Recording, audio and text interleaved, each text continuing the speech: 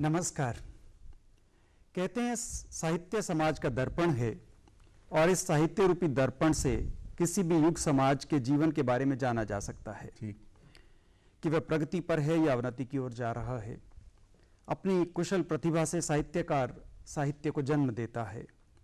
साहित्य मानवीय प्रश्नों और समस्याओं को इस प्रकार से प्रस्तुत करता है जिससे समाज का मार्गदर्शन तो होता ही है, उसका भीतरी और बाहरी स्वरूप भी उभर कर सामने आ जाता है। साहित्यकार और लेखक समाज की अमूल्य धरोहर होते हैं और उनका जीवन प्रेरणादायक होता है। साहित्यकार सृजन करता है औरों के लिए, पर साहित्यकार को भी साहित्य सृजन प्रक्रिया में आनंद और सुख की प्राप्ति होती है। इसी आनंद के सहारे 90 से भी अधिक वर्ष साहित्य की निरंतर सेवा करते आ रहे हैं श्री केदारनाथ केदार जी, जिनके सानिध्य में आज हमें कुछ वक्त बिताने का और उन्हें और अधिक जानने का मौका मिला है। श्री केदारनाथ केदार जी एक उच्च कोटि के साहित्यकार हैं जिनके जीवन का हर पहलू स्वयं एक साहित्य है। केदार जी मूलतः पंजाबी और उर्दू के रचनाकार हैं। पिछले 60-70 वर्षों से इन्होंने पंजाबी और उर्दू साहित्य को कविता और कहानियों की 1 दर्जन से अधिक पुस्तकें अनुपम सौगात में हमें दी हैं, वो सराहनीय है। आइए आज मुलाकात करते हैं केदारनाथ केदार जी से। आज हमारे साथ केदारनाथ केदार जी हैं और चर्चा को आगे जारी रखने के लिए श्री राम अर्श जी भी हमारे साथ हैं। हम चर्चा करेंगे। केदारनाथ केदार जी, मैं सबसे पहले आपके जीवन के बारे में जानना चाहूँगा। आपका जन्म कहाँ हुआ और आपकी जीवन यात्रा कैसे कैसे चली? मेरा जन्म नानके पिंड बसी गुलाब सैन जिला हुशियारपुर में होया और उसके बाद मेरा जो गांव पिंड है वो जलंधर एक उगी चिट्टी पिंड है, उत्थे मेरी परवरिश हुई जी। तो फिर उस तो बाद सिलसिला चलता रहा, जिंदगी स्कूल की पढ़ाई शुरू हो गई। साढ़े उदों जमाने दे विच उर्दू पढ़ाया जाता सी। बिल्कुल ठीक है। हाँ, मैं उर्दू पढ़ता रहा तो फिर उर्दू के बाद फिर मैं दूसरिया जबानां हासिल की, पंजाबी की, पंजाबी दी ऑनर्स की, हीरा सिंह दरदे स्कूल हाँ जी पंजाबी जलंधर। कहते ने ये लिखण का जिहड़ा शौक है वो जिहड़ा तुहाडा शुरू होया, ओदी यात्रा दे बारे दसो। दरअसल लिखण का शौक तो गणेश जी के मैं छोटा जिहा हुंदा सी, गुरुद्वारे जांदा सी तो उत्थे बच्चियां लड़के लड़कियां कविता बोलदियां सी, मैनूं बड़ा अच्छा लगदा सीगा। ते मैंने फिर शुरू पहले एक बिलखी रब के किस्से हुंदे सीगे, सीन साहब ती हो शुरू कैब करके कहना बाबू जी खा छोड़ा, ये पढ़दा हुंदा सी। फिर उस तो बाद मैं अपना सुनहरी अपना अशरफ जी कोई किताबां पढ़िया, पाकिस्तानी राइटर सीगा, ये पढ़न का शौक सी, कुछ तुकबंदी करता रहा मैं। काम कार दे सिलसिले में लाहौर चले गए? फिर मैं हाँ लाहौर गया।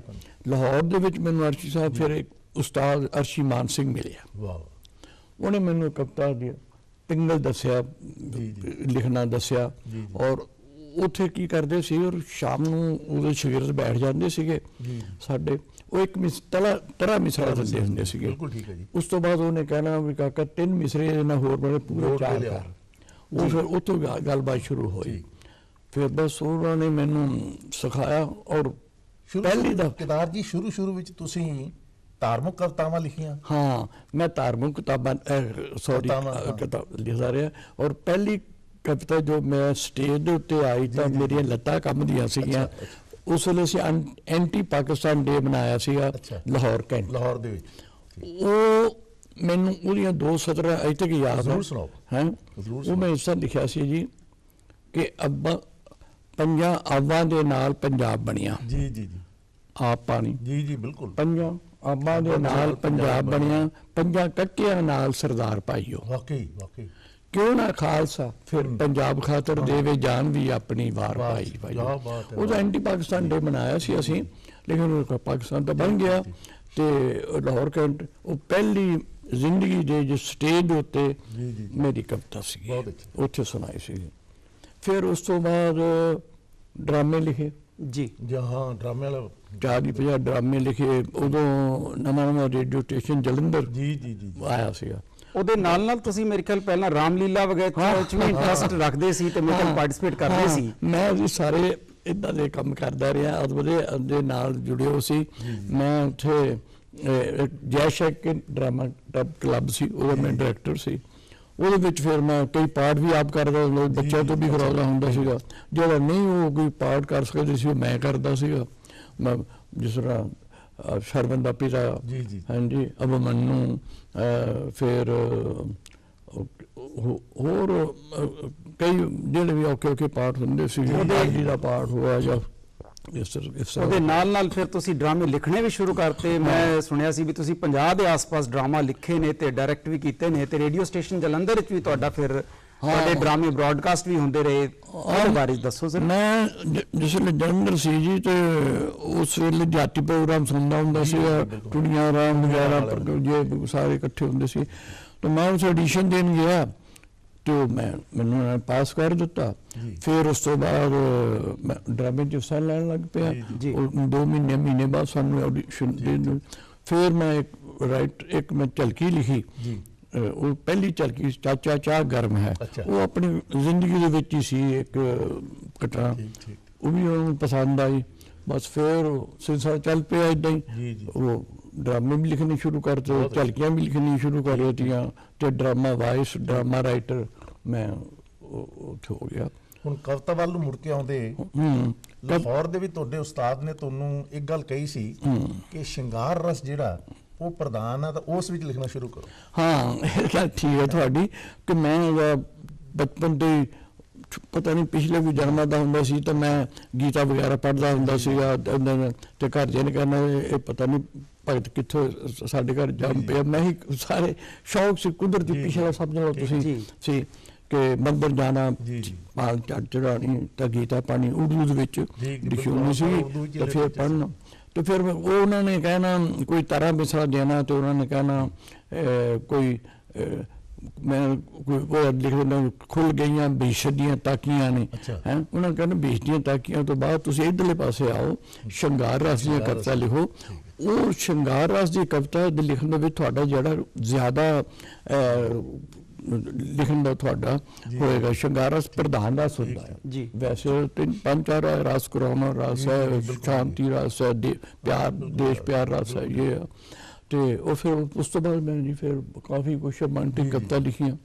ਜ਼ਿੰਦਗੀ ਚੱਲਦੀ ਰਹੀ ਇਸ ਤਰ੍ਹਾਂ। 1965 ਵਿੱਚ ਤੁਸੀਂ ਹਿੰਦੁਸਤਾਨ ਛੱਡ ਕੇ ਕੁਵੈਤ ਚਲੇ ਗਏ। ਹਾਂ, ਉਹ ਫਿਰ ਬਸ ਕਾਰੋਬਾਰ ਦੇ ਸਿਲਸਿਲੇ 'ਚ ਮੈਂ ਕੁਵੈਤ ਆ ਗਿਆ। ਪਰ ਕਹਿੰਦੇ ਨੇ ਕਿ ਬੰਦਾ ਆਪਣੀ ਜੜ੍ਹਾਂ ਨਾਲ ਜੁੜਿਆ ਰਹਿੰਦਾ, ਆਪਣੀ ਭਾਸ਼ਾ ਨਾਲ ਜੁੜਿਆ ਰਹਿੰਦਾ ਤੇ ਮਾਂ ਬੋਲੀ ਦੇ ਨਾਲ ਬਹੁਤ ਪਿਆਰ ਕਰਦਾ ਹੈ, ਤੇ ਉਸ ਮਾਂ ਬੋਲੀ ਨੂੰ ਅੱਗੇ ਵਧਾਉਣ ਵਾਸਤੇ ਤੁਸੀਂ ਉੱਥੇ ਜਿਹੜੇ ਉਪਰਾਲੇ ਕੀਤੇ ਉਹਦੇ ਬਾਰੇ ਚਰਚਾ ਕਰੋ। ਉੱਥੇ ਜੀ ਪਹਿਲੇ ਇੱਕ ਉਹਨਾਂ ਦੇ ਇੱਕ ਬਣੀ ਹੁੰਦੀ ਸੀਗੀ ਕੁਵੈਤ ਵਜ਼ਮ ਅਰਬ, ਤੇ ਉੱਥੇ ਮੈਂ ਜਾ ਕੇ ਆਪਣੀ ਕਵਿਤਾ ਸੁਣਾਉਂਦਾ ਸੀ। ਮੈਨੂੰ ਪਤਾ ਲੱਗਾ ਵੀ ਇੱਥੇ ਬੜੀਆਂ ਹੋਣ, ਤੇ ਉਹ ਕਾਫੀ ਉਹਨਾਂ ਨੇ ਮੈਨੂੰ ਪਸੰਦ ਕੀਤਾ। ਅੱਛਾ, ਫਿਰ ਉਹ ਉਸ ਤੋਂ ਬਾਅਦ ਇੱਕ ਅਸੀਂ ਆਪ ਨਿਊ ਆਪਣਾ ਕੁਵੈਤ ਵਜ਼ਮ ਬਣਾਈ, ਤੇ ਉਹਦੇ ਵਿੱਚ ਅਸੀਂ ਹਰ 2-3 ਮਹੀਨੇ ਬਾਅਦ ਪ੍ਰੋਗਰਾਮ ਕਰਦੇ ਸੀਗੇ। ਫਿਰ ਅਸੀਂ ਉੱਥੇ ਅਰਸ਼ ਸਾਹਿਬ ਇੱਕ ਬਣਾਈ ਆਪਣਾ ਪੰਜਾਬੀ ਅਦਬੀ ਸੰਗਤ ਬਣਾਈ। ਹਾਂਜੀ, तो ਉਹ ਹਰ ਮਹੀਨੇ ਅਸੀਂ ਉਹਦਾ ਪ੍ਰੋਗਰਾਮ ਕਰਦੇ ਹੁੰਦੇ ਸੀ। ਮੇਰੇ ਖਿਆਲ ਉਸ ਇਲਾਕੇ ਵਿੱਚ, ਉਸ ਦੇਸ਼ ਵਿੱਚ ਪਹਿਲੀ ਪੰਜਾਬੀ ਅਦਬੀ ਸੰਗਤ। ਹਾਂਜੀ ਅਸੀਂ ਬਣਾਈ ਜੀ ਉੱਥੇ, ਤੇ ਉਹਦੇ ਵਿੱਚ ਸਾਰੇ ਸੀਗੇ, ਪਾਕਿਸਤਾਨੀ ਵੀ ਸ਼ਾਮਲ ਸੀ, ਇੰਡੀਅਨ ਵੀ ਸੀ। ਕਿਉਂਕਿ ਸਾਨੂੰ ਉੱਥੇ ਸਾਡਾ ਜਿਹੜਾ ਉਹਦਾ ਭਾਈਚਾਰਾ ਸੀ ਨਾ, ਜਾਤ ਪਾਤ ਕੋਈ ਨਹੀਂ ਸੀ, ਸਿਰਫ ਅਦਬ ਦਾ ਰਿਸ਼ਤਾ ਸੀ ਜਿਹੜੀ ਖੈਰ ਸੀ। ਹਾਂਜੀ, ਤੇ ਉਹਦੇ ਵਿੱਚ ਅਸੀਂ ਬਣਾਏ। ਮੈਂ ਫਿਰ ਉੱਥੇ ਆਪਣਾ ਭਾਰਤੀਆ ਕਲਾ ਸੰਗਮ ਬਣਾਈ, ਉਹ 'ਚ ਵੈਰਾਈਟੀ ਪ੍ਰੋਗਰਾਮ ਕਰਦੇ ਸੀਗੇ ਕਿ ਸਾਡੇ ਜਿਹੜੀਆਂ ਭੈਣਾਂ ਉਹ ਆਪੋ ਆਪਣੀਆਂ ਹਰ ਜਿਹਨੂੰ ਕੋਈ ਸ਼ੌਕ ਸੀ ਜੋ ਵੀ ਲਿਖਣ ਦਾ ਉਹ ਲਿਖਦੇ ਰਹੇ। ਤੇ ਉਹ ਜਿਹੜਾ ਫਿਰ ਪੰਜਾਬੀ ਅਦਬੀ ਸੰਗਤ ਸਾਡੇ ਹਰ ਮਹੀਨੇ ਪ੍ਰੋਗਰਾਮ ਹੁੰਦਾ ਸੀਗਾ। 1 ਸਾਲ ਬਾਅਦ ਅਸੀਂ ਫਿਰ ਉਹ 5 ਸਟਾਰ ਹੋਟਲ ਦੇ ਵਿੱਚ ਵੱਡਾ ਪ੍ਰੋਗਰਾਮ ਕਰਦੇ ਸੀ ਤੇ ਉਦੋਂ ਚੁਣਾਵ ਕਰਦੇ ਹੁੰਦੇ। ਹਾਂਜੀ, ਬਹੁਤ ਕੰਮ ਕੀਤਾ ਜੀ ਉੱਥੇ ਤੇ ਬਹੁਤ ਰੌਣਕਾਂ ਸੀਗੀਆਂ ਉੱਥੇ ਦਾ ਜੀ। ਜਿਹੜੇ ਅਸੀਂ ਮੁਸ਼ਾਇਰੇ ਕਰਦੇ ਸੀ ਰਾਤ ਦੇ 2-2 ਵਜੇ ਤੱਕ ਚੱਲਦੇ ਸੀ, 2 ਦੌਰ ਚੱਲਦੇ ਹੁੰਦੇ ਸੀ ਉਹਨਾਂ ਦੇ। 10 ਵਜੇ 9-10 ਵਜੇ ਸ਼ੁਰੂ ਹੋਣਾ ਤੇ ਰਾਤ ਦੇ 2-2 ਵਜੇ ਤੱਕ ਚੱਲਦੇ ਰਹੇ। ਬਹੁਤ ਜ਼ਿਆਦਾ ਕੰਮ ਹੁੰਦਾ। ਬਹੁਤ ਸਾਰੀਆਂ ਕਿਤਾਬਾਂ ਤੁਹਾਡੀਆਂ ਬੜੀਆਂ ਮਸ਼ਹੂਰ ਹੋਈਆਂ ਤੇ ਜਿਹੜੀਆਂ ਤੁਹਾਡੀ ਕਿਤਾਬਾਂ ਮਸ਼ਹੂਰ ਹੋਈਆਂ ਉਹ ਬਰਮਿੰਘਮ ਦੀ ਸੈਂਡਵਿਲ ਲਾਇਬ੍ਰੇਰੀ ਵਿੱਚ ਵੀ ਪਈਆਂ ਨੇ, ਕਾਫੀ ਲੋਕੀ ਪੜ੍ਹਦੇ ਨੇ। ਤੇ ਆਪਾਂ ਉਸ ਵੱਲ ਮੁੜੀਏ ਕਿ ਵੀ ਤੁਹਾਡੀ ਪਹਿਲੀ ਕਿਤਾਬ ਕਦੋਂ ਆਈ ਤੇ ਉਹਦੇ ਬਾਅਦ ਜਿਹੜੀ ਕਿਤਾਬਾਂ ਆਈਆਂ ਉਹਦੇ ਬਾਰੇ ਚਰਚਾ ਕਰੀਏ। ਹਾਂ, ਪਹਿਲੀ ਕਿਤਾਬ ਮੇਰੀ ਇੱਥੇ ਆਪਣਾ ਇਹਨਾਂ ਮੇਰੇ ਦੋਸਤਾਂ ਨੇ ਭਾਰਦਵਾਜ ਉਹਨਾਂ ਨੇ ਛਾਪੀ, ਯਾਦਾਂ ਦੇ ਮਾਰੂਥਲ। ਤਾਂ ਇਹਨਾਂ ਨੂੰ ਛਾਪ ਕੇ ਮੈਨੂੰ ਲਾਹੌਰ ਕਵੇਤ ਭੇਜੀ। ਫਿਰ ਕਿਤਾਬਾਂ ਦੀ ਕਿਤਾਬ ਸੀ ਇਹ ਪਤਾ ਨਹੀਂ 1989 ਛਪੀ ਹੈ। ਹਾਂਜੀ, ਉਹ ਉੱਥੋਂ ਛਪੀ, ਉੱਥੋਂ ਫਿਰ ਉਹਦਾ ਰਿਲੀਜ਼ ਵੀ ਹੋਈ। ਬਹੁਤ ਵੱਡਾ ਪ੍ਰੋਗਰਾਮ ਹੋਇਆ ਉਹਦੇ ਕਾਰਟਨ ਟਾਵਰ ਦੇ ਵਿੱਚ। ਉਹਦੇ ਵਿੱਚ ਐਂਬੈਸਡਰ ਵਗੈਰਾ ਸਾਰੇ ਇੰਡੀਅਨ ਵੀ ਪਾਕਿਸਤਾਨ ਵੀ ਸਾਰੇ ਆਏ ਸੀਗੇ। ਬਹੁਤ ਬੜਾ ਅੱਛਾ ਪ੍ਰੋਗਰਾਮ ਹੋਇਆ। ਕਦੀ ਪੜ੍ਹੀ ਹੈ ਕਿਤਾਬ ਕਵਿਤਾਵਾਂ ਦੀ, ਪਰ ਸ਼ਾਹਮੁਖੀ ਛਪੀ ਹੋਈ ਹੈ। ਹਾਂਜੀ, ਮੈਂ ਉਹ ਦਰਅਸਲ ਇਸ ਕਰਕੇ ਕਿ ਇਹ ਦੋਨੋਂ ਜ਼ੁਬਾਨਾਂ 'ਤੇ ਛਪੀ ਹੈ। ਪਹਿਲੀ ਛਪੀ ਸੀ ਪੰਜਾਬੀ ਵਿੱਚ, ਜਿਹੜੀ ਇਹਨਾਂ ਨੇ ਇੱਥੋਂ ਛਾਪ ਕੇ ਭੇਜੀ ਆ। ਫਿਰ ਉੱਥੇ ਕਈ ਦੋਸਤ ਜਿਹੜੇ ਆ ਮੇਰੇ, ਜਿਹੜੀ ਪਾਕਿਸਤਾਨੀ ਭਰਾ ਸੀ, ਉਹ ਪੰਜਾਬੀ ਤੇ ਸ਼ਾਹਮੁਖੀ ਵਿੱਚ ਪੜ੍ਹਦੇ ਸੀ। ਇਸੇ ਵਾਸਤੇ ਤੁਸੀਂ ਜਦੋਂ ਅਗਲੀ ਵੀ ਕਿਤਾਬਾਂ ਕੁਝ ਛਾਪੀਆਂ ਉਹ ਮਹਿਕ ਪਿਆਰ ਦੀ ਹੈ, ਜਿਵੇਂ ਉਹ ਤੁਸੀਂ ਪੰਜਾਬੀ ਵਿੱਚ ਵੀ ਤੇ ਹਿੰਦੀ ਵਿੱਚ ਵੀ ਛਾਪੀ ਤਾਂ ਕਿ ਜ਼ਿਆਦਾ ਜ਼ਿਆਦਾ ਲੋਕੀ ਉਹਦਾ ਪੜ੍ਹ ਕੇ ਫਾਇਦਾ ਚੁੱਕ ਸਕਣ। ਉਹ ਇਸ ਤਰ੍ਹਾਂ ਜੀ ਇਸ ਕਰਕੇ ਛਾਪਦਾ ਸੀ ਕਿ ਸਾਡੇ ਜਿਹੜੇ ਬੱਚੇ ਆ ਉਹ ਪੰਜਾਬੀ ਬੋਲਦੇ ਆ, ਪੰਜਾਬੀ ਸਮਝਦੇ ਆ, ਲੇਕਿਨ ਪੰਜਾਬੀ ਪੜ੍ਹ ਨਹੀਂ ਸਕਦੇ ਸੀ। ਉਹ ਫਿਰ ਮੈਂ ਕਈ ਕਿਤਾਬਾਂ ਐਸੀਆਂ ਆਪਣਾ ਗਣੇਸ਼ ਛਾਪੀਆਂ, ਜਿਹੜੀਆਂ ਹੁਣ ਵੀ ਮੇਰੀ ਨਵੀਂ ਕਿਤਾਬ ਛਪੀ ਨਾ, ਸੱਜਣਾ ਦੋ ਗੱਲਾਂ ਕਰੀਏ, ਇਸ ਤੋਂ ਪਹਿਲੇ ਵੀ 2-3 ਕਿਤਾਬਾਂ ਛਪੀਆਂ। ਉਹ ਮੈਂ ਹਿੰਦੀ ਔਰ ਪੰਜਾਬੀ ਉਹ ਛਾਪਦਾ ਸੀਗਾ, ਤਾਂ ਕਿ ਲਿਪੀ ਹਿੰਦੀ ਸੀ, ਜ਼ੁਬਾਨ ਪੰਜਾਬੀ ਹੁੰਦੀ ਸੀ, ਤਾਂ ਕਿ ਉਹ ਸਾਰੇ ਸਾਡੇ ਵਰਗੇ ਬੰਦਿਆਂ ਨੂੰ ਬਹੁਤ ਸਹੂਲੀਅਤ ਹੋ ਜਾਏ। ਜ਼ਿੰਦਗੀ ਦੇ ਅੰਗ ਸੰਗ ਹੈ, ਕਿਰਦਾਰਨਾਮਾ ਹੈ, ਜ਼ਿੰਦਗੀ ਦਾ ਸਫ਼ਰ ਹੈ, 2 ਬੋਲ ਪਿਆਰ ਦੇ ਨੇ, ਆ ਸੱਜਣਾ 2 ਗੱਲਾਂ ਕਰੀਏ। ਵੱਡੀ ਫਹਿਰਿਸਤ ਹੈ ਤੁਹਾਡੀ ਕਿਤਾਬਾਂ ਦੀ ਤੇ ਲੋਕੀ ਬਹੁਤ ਪੜ੍ਹਦੇ ਨੇ। ਤੇ ਉਹਦੇ ਬਾਅਦ ਤੁਹਾਨੂੰ 2011 ਚ ਪੰਜਾਬੀ ਨੂੰ ਸਮਰਿੱਧ ਕਰਨ ਵਾਸਤੇ ਭਾਈ ਸੰਤੋਖ ਸਿੰਘ ਅਵਾਰਡ ਵੀ ਮਿਲਿਆ। ਉਹਦੇ ਬਾਰੇ ਕੁਝ ਤੁਹਾਡੀ ਕੀ ਯਾਦਾਂ ਨੇ? ਬਾਕੀ ਇੱਥੇ ਆਪਣਾ ਪੰਜਾਬੀ ਜਿਹੜੀ ਅਕੈਡਮੀ ਆ ਬੜੀਆਂ ਸਾਡੇ ਪੰਚਕੂਲੇ ਦੇ ਵਿੱਚ 4 ਅਕੈਡਮੀਆਂ ਆ, ਉਰਦੂ ਤੇ ਪੰਜਾਬੀ, ਹਰਿਆਣਾ ਪੰਜਾਬੀ ਸਾਹਿਤ ਅਕੈਡਮੀ। ਤੇ ਉਹ ਫਿਰ ਉਹਨਾਂ ਨੇ ਮੈਨੂੰ ਕੁਝ ਸਮਝਿਆ ਵੀ ਉਹ ਨਾਮ ਦੇ ਨਾਮ ਨਾਲ ਮਿਹਰਬਾਨੀ ਹੈ। ਉਹਨਾਂ ਨੇ ਮੈਨੂੰ ਭਾਈ ਸੰਤੋਖ ਸਿੰਘ ਦਾ ਇਨਾਮ 1 ਲੱਖ ਰੁਪਏ ਦਾ ਦਿੱਤਾ ਸੀਗਾ। ਉਹਦੇ ਹੱਥੋਂ ਗਵਰਨਰ ਵਿੱਚ ਉਹ ਇਨਾਮ ਮਿਲਿਆ ਮੈਨੂੰ। ਉਸ ਤੋਂ ਬਾਅਦ ਸਨਮਾਨ ਤਾਂ ਮੈਨੂੰ ਕੈਨੇਡਾ ਵਿੱਚ ਵੀ ਕੀਤਾ ਗਿਆ ਜੀ। ਹਾਂਜੀ, ਉੱਥੇ ਕੈਲੀਫੋਰਨੀਆ ਦੇ ਵਿੱਚ ਵੀ ਕੀਤਾ ਗਿਆ, ਜਿੱਥੇ ਵੀ ਗਿਆ ਤੇ ਉੱਥੇ ਸਾਰੀਆਂ ਹੈਗਾ। ਤੁਹਾਡਾ BBC ਲੰਡਨ ਵਿੱਚ ਵੀ ਪ੍ਰੋਗਰਾਮ ਰਿਕਾਰਡ ਹੋਇਆ ਸੀ, ਬਰਮਿੰਘਮ, ਕੈਨੇਡਾ, ਵੈਨਕੂਵਰ, ਤੁਹਾਡੇ ਪ੍ਰੋਗਰਾਮ ਹੋਏ ਨੇ। ਮੈਂ ਆਪਣਾ ਗ੍ਰੇਜ ਜੀ ਪਹਿਲਾਂ ਹੈਗਾ ਕਵੀ ਪੰਜਾਬੀ ਦਾ, ਜਿਹਨਾਂ ਨੇ ਪਹਿਲਾਂ BBC ਦੇ ਵਿੱਚ ਜਾ ਕੇ ਆਪਣਾ ਪ੍ਰੋਗਰਾਮ ਹੈਗਾ। ਉਸ ਤੋਂ ਬਾਅਦ ਫਿਰ ਮੈਂ ਇੱਕ ਕੁਵੈਤ ਦੇ ਵਿੱਚ 25 ਫਰਵਰੀ ਨੂੰ ਉਹ ਆਪਣਾ ਬਣਾਉਂਦੇ ਆ ਜਿਹੜਾ ਦਿਨ, ਜਿਹੜਾ ਨੈਸ਼ਨਲ ਡੇ ਬਣਾਉਂਦੇ ਆ। ਉੱਥੇ ਵੀ ਮੈਂ ਪਹਿਲਾ ਪੰਜਾਬੀ ਆ ਜਿਹੜਾ ਕਿ ਪੰਜਾਬੀ ਦੇ ਵਿੱਚ ਉਹ ਉਰਦੂ ਦਾ ਪ੍ਰੋਗਰਾਮ ਸੀਗਾ ਤੇ ਮੈਂ ਪੰਜਾਬੀ ਵਿੱਚ ਕਵਿਤਾ ਪੜ੍ਹੀ ਹੈ ਔਰ ਉਹਨਾਂ ਨੇ ਬੜੀ ਸਰਾਹੀ ਹੈ। ਬਲਕਿ ਮੈਨੂੰ ਕਿਹਾ ਤੁਸੀਂ ਇੱਕ ਹੋਰ ਸੁਣਾਓ ਮੈਨੂੰ ਕਵਿਤਾ।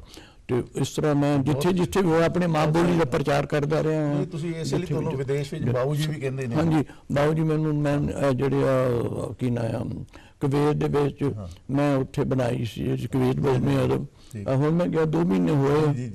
ਉਹੀ ਮੈਂ ਕਹਿ ਰਿਹਾ ਸੀ, ਨਾ ਸਿਰਫ ਤੁਸੀਂ ਪੁਰਾਣੀ ਰਿਕਾਰਡਿੰਗਸ ਬੜੀ ਸੰਜੋ ਕੇ ਰੱਖੀਆਂ ਨੇ ਜਿਹੜੀ ਅਸੀਂ ਵੇਖੀਆਂ ਨੇ ਕੁਵੈਤ ਦੀਆਂ ਤੇ ਵੱਡੇ ਵੱਡੇ ਮੁਸ਼ਾਇਰੇ ਦੀਆਂ, ਤੇ ਬੜੇ ਬੰਦਿਆਂ ਨਾਲ ਤੁਹਾਡੇ ਗੁਲਾਮ ਅਲੀ ਤੇ ਬਾਕੀ ਇਸ ਤਰ੍ਹਾਂ ਦੇ ਬੰਦਿਆਂ ਨਾਲ ਤੁਹਾਡੀ ਫੋਟੋਜ਼ ਵੀ ਅਸੀਂ ਵੇਖ ਰਹੇ ਸੀ।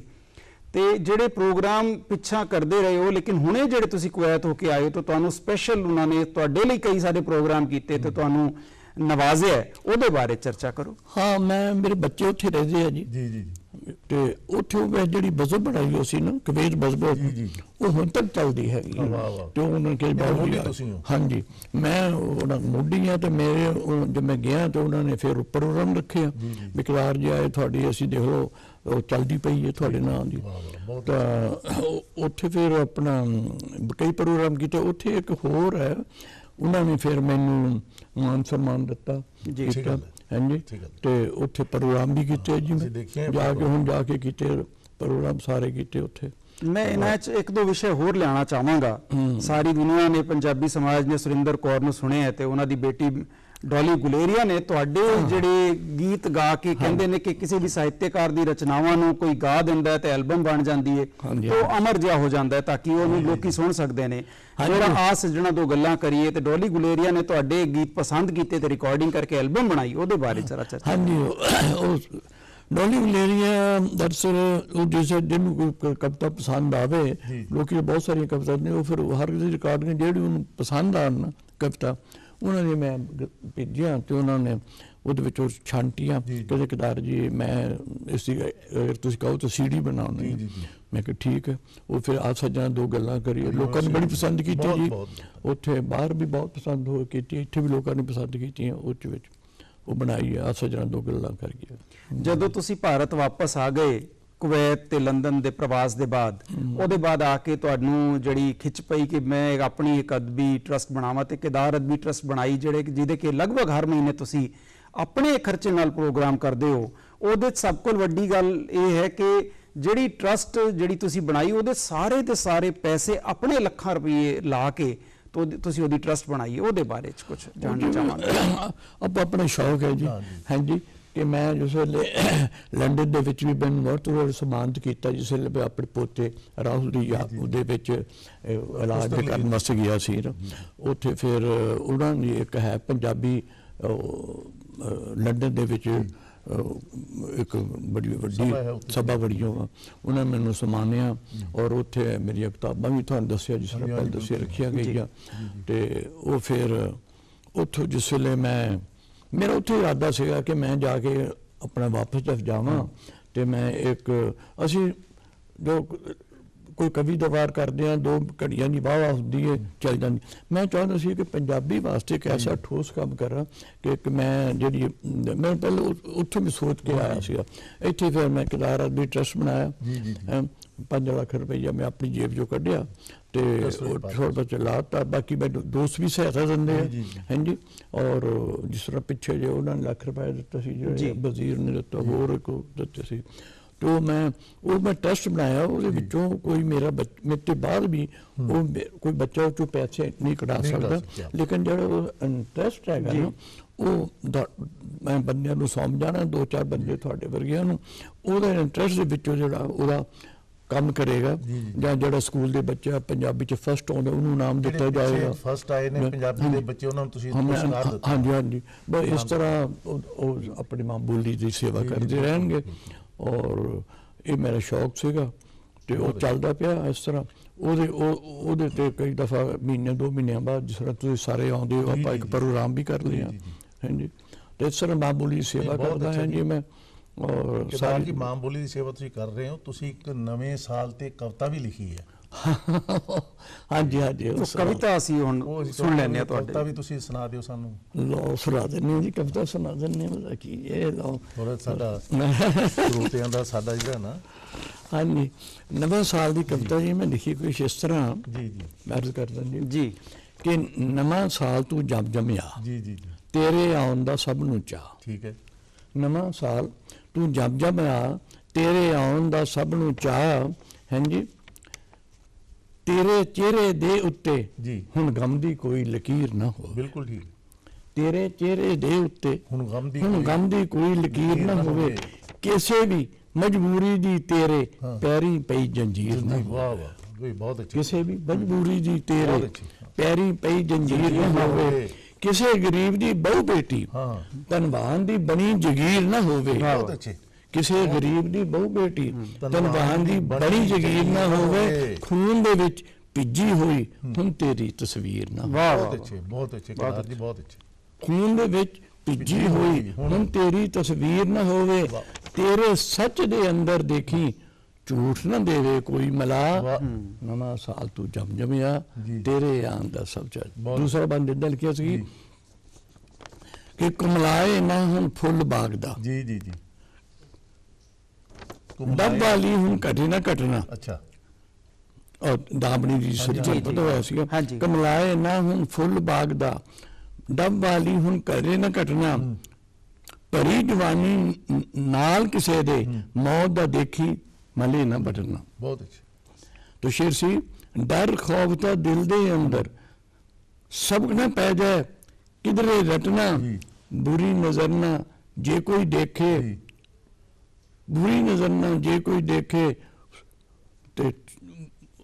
ते सर विच बुरी नजर ना जे कोई देखे, छद विच पाके छटना, ਛੱਜ ਵਿੱਚ ਪਾ ਕੇ छटना, अमन दे देवी फुल खिला, नवा साल तो जम जमया। तो आखिरी चीज लैन है जी कि मेरे देश के अंदर ਜੀ विकाऊ हुन इंसान बने ना, ਬਹੁਤ ਅੱਛਾ।